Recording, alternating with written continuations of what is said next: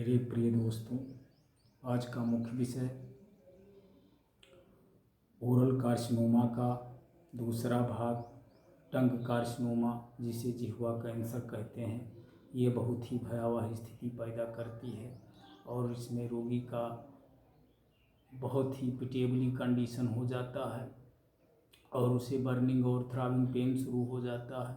उसकी जीभ मोटी हो जाती है और साथ में लार भी आने लगता है।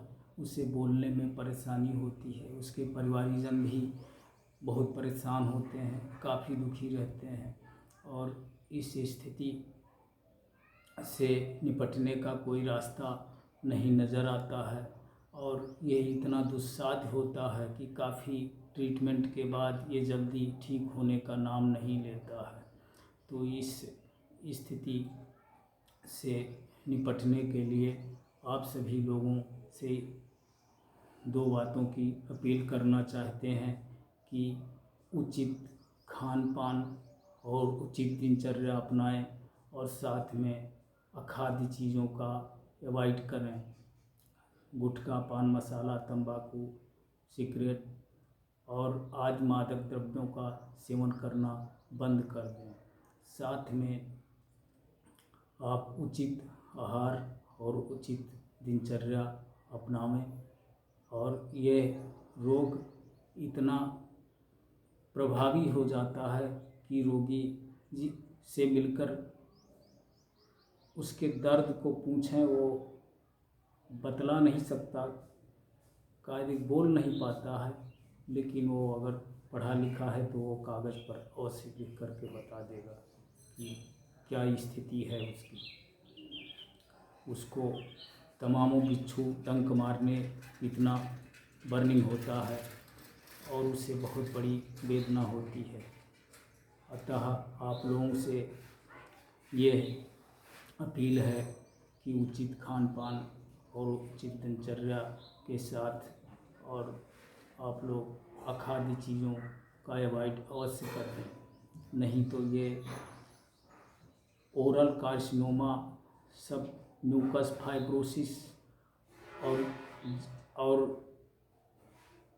ओरल कार्सिनोमा ये भी होता है, लेकिन इससे भी ज़्यादा भयावह स्थिति टंग कार्सिनोमा की जिह्वा कैंसर का होता है, जो उसे कुछ दिनों के बाद बोलने में भी असमर्थता होने लगती है।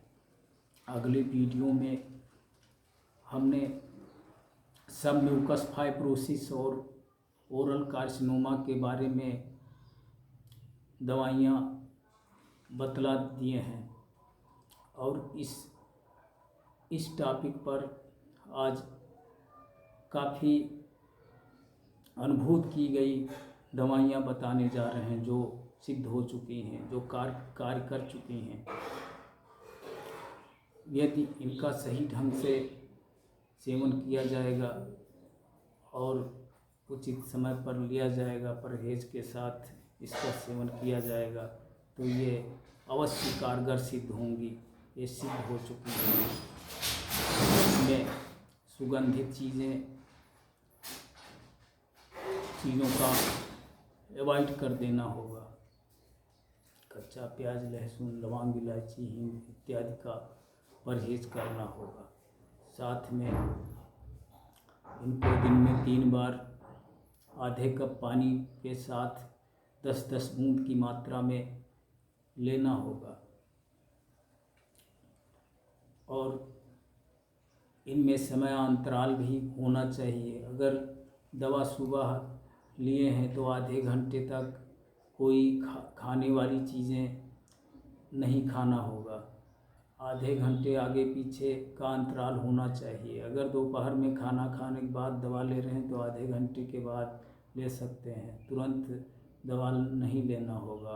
यदि तुरंत लेते हैं तो दवा असर नहीं कर पाएगी। ये आपसे अपील है कि यदि आप कोई अखाद्य चीज़ों का सेवन करते हैं, फास्ट फूड का सेवन करते हैं, तो उसको अवश्य अवॉइड कर दें। यदि अवॉइड नहीं करेंगे, उचित खान पान नहीं रखेंगे, तो ये बीमारियां day by day wide spread होती जा रही हैं। ये आए दिन देखने को मिलती हैं और ये बहुत भयावह स्थिति पैदा करती है।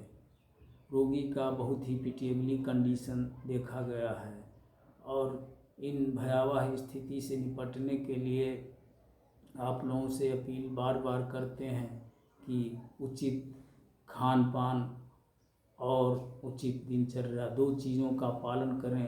ऐसे रोग कभी नहीं होंगे। जो इंटरनली कार्सिनोमा के अन्य वो हैं, बावेल, लीवर आदि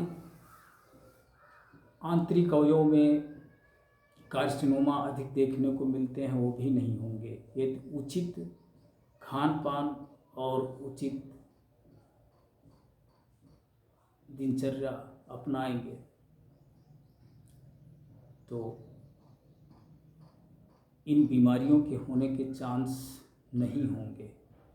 एक्सेप्शन के रूप में कुछ भी हो सकता है अपवाद स्वरूप, लेकिन ये 99% ये सत्य है कि उचित खान पान और उचित दिनचर्या का पालन करेंगे तो ये भयावह स्थिति सामने नहीं आएगी।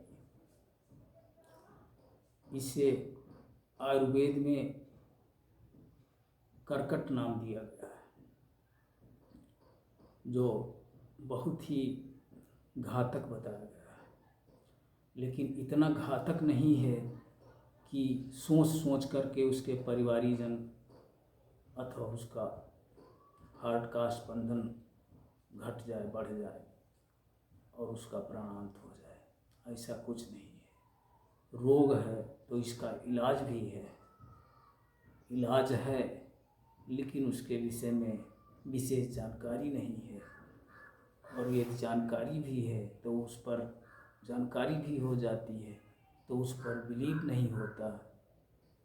नहीं होता है तो उसका सेवन नहीं करता है।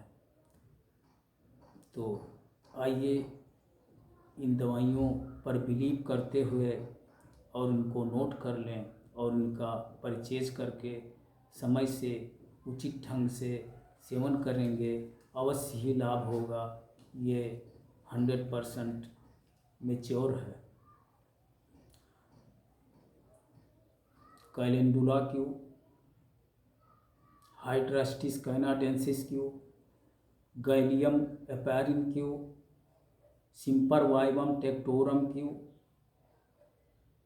Curcuma longa Q, echinacea Q, इतनी दवाइयाँ लेकर एक साथ आधे कप पानी में 10-10 बूंद की मात्रा में दिन में 3 बार रोगी को देते रहेंगे।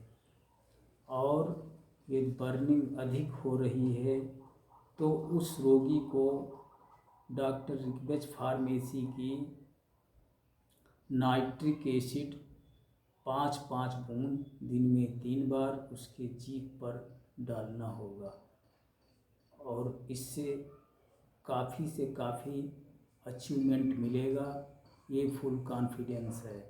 और इचनेसिया, कैलेंडुला और हाइड्रास्टिस कैनाडेंसिस, इन 3 दवाइयों को 20 बूंद की मात्रा में 1 गिलास पानी में डालकर उसे रोगी को गरारा कराएं। इससे उसको और अधिक बेनिफिट मिलेगा। साथ में यदि रोगी को कॉन्स्टिपेशन की शिकायत अधिक रहती है तो उसको बोरेक्स 200 की मात्रा में रात में सोते समय 10 बूंद की मात्रा में दे देना होगा जीभ पर। जय हिंद।